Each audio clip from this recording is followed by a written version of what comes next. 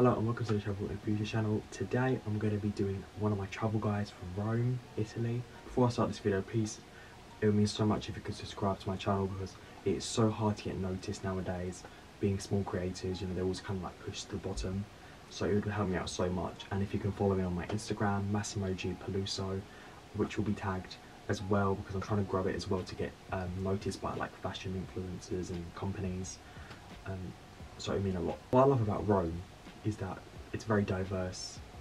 Even though it's a big city, it doesn't feel too busy compared to Milan. It's very historical, very kept to its roots. There's lots to do, loads of good food.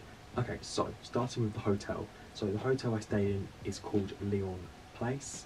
I really do recommend this hotel. We actually booked it through Secret Escapes, which we managed to get it for, I can't remember the exact price, but we managed to get it for a really good price for 4 of us because it was a sibling trip. And yeah, so it was really cheap. I really do recommend Secret Escapes. We booked this in like August, so we went around August time, so I definitely do recommend going to that hotel. We had like drinks on arrival, really modern, really spacious, the rooms, really clean, good balcony. I will show you the photos. So yeah, definitely recommend it. It's really central. Everything is walking distance, restaurants walking distance, so I do recommend Leon Place. But the thing with Rome, which a lot like other cities in Europe, a lot of places like tourist places, landmarks are free.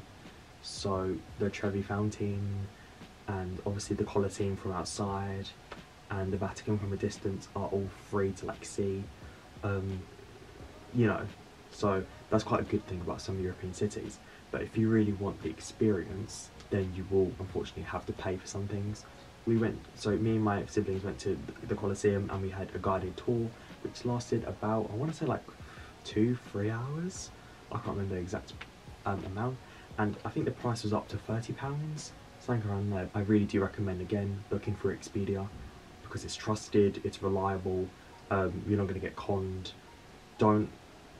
I don't know the price, but I personally wouldn't recommend buying it on the day because it'd probably be more expensive if we booked it in advance. So that could be probably a good thing. It would probably be a bit cheaper. It sounds a bit steep, the price, but there are varying prices. It does sound steep, but it's so worthwhile. You have an earpiece in, so it's translated. Oh no, sorry, it's not translated. It's spoken in English and you can hear it, sorry. And it just takes you all around different areas. And just like why each area is significant. Again, we also booked through Expedia Vatican tour, same thing as well. And around £30 for Expedia. Book it in advance. Expedia, reliable website.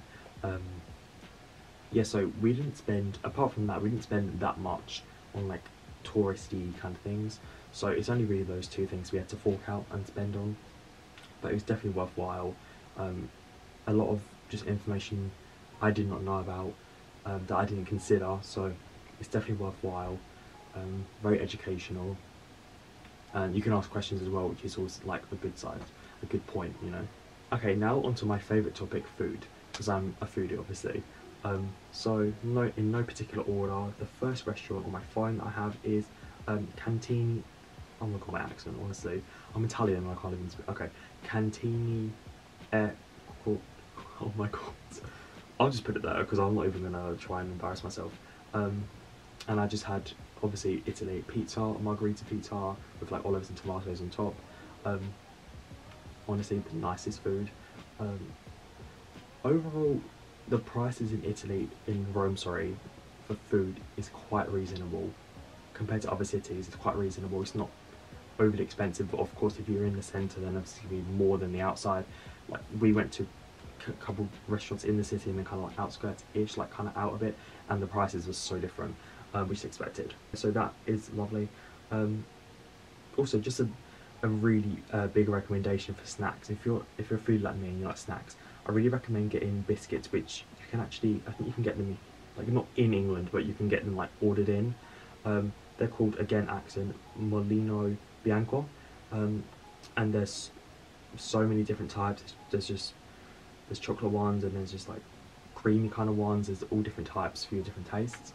But yeah, honestly, they're the best. I've been having them since I was like really young.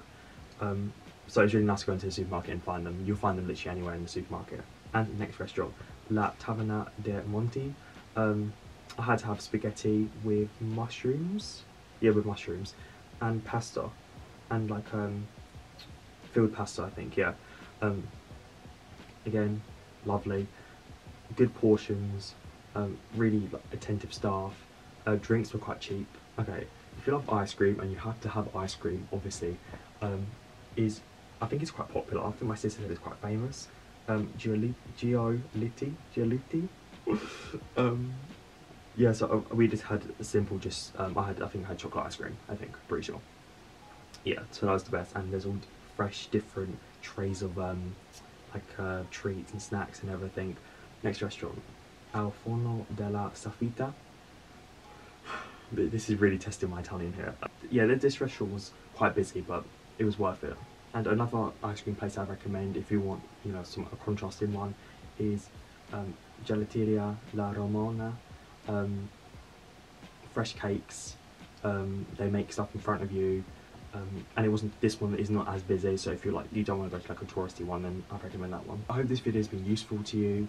If you have any questions about like restaurants, prices, when to go, tips, anything, just drop me a comment and I'll try and reply to you. Please like and subscribe and all the rest. Follow me on my Instagram, Massimo G Peluso, and I'll see you in my next video.